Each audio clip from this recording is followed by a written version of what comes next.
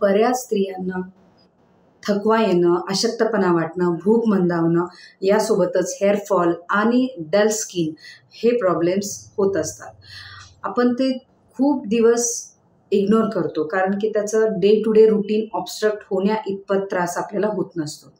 पण आपण जर ह्याचं रूट कॉज शोधलं तर ॲनिमिया हे त्याचं रूट कॉज असतं. स्त्रियांना मोस्ट कॉमन कॉज आहे की मेन्स्ट्रुअल सायकल, की ज्या पॉझिटिव्ह असतात ॲनिमियासाठी.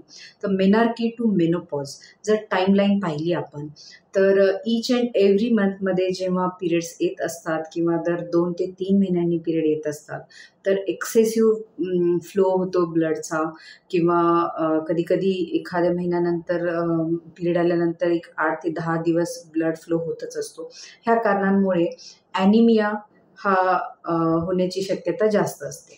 तर आपण ते करेक्ट केलं पाहिजे. तर फर्स्ट स्टेप आहे की टू डिटेक्ट ॲनिमिया.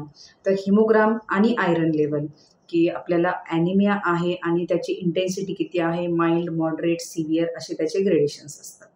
आणि अलॉंग विथ सप्लिमेंट्स जसं की टॅबलेट आणि गरज पडली तर इंजेक्शन्स हे आपण देऊन ॲनिमिया करेक्ट करू शकतो. आणि डाएट हा आपण daily basis on our own at our home आपण करेक्ट करणं गरजेचं आहे. छोटे छोटे मॉड्युलेशन्स आहेत आपल्या डाएटमध्ये, की आयरन रिच फूड आपण ते घेऊ शकतो, की लोखंडाच्या कढईमध्ये आपण जर खाणं बनवलं तर ते गुड सोर्स ऑफ आयरन असतं. एक गूळ शेंगदाण्याचा लाडू जर घेतला तर प्रोटीन अलॉंग विथ आयरन, गूळ आणि शेंगदाणा हे कॉम्बिनेशन परफेक्ट असतं. आणि टू ॲब्झॉर्ब दॅट आयरन एक व्हिटॅमिन सीची गरज असते, आणि ती आपण पूर्ण करू शकतो की रोज थोडंसं तरी लिंबू पाणी म्हणा किंवा लिंबू आपल्या जेवणामध्ये इन्क्लूड केला तर आयरन डेफिशियन्सी ॲनिमिया होण्याची शक्यता कमी होते.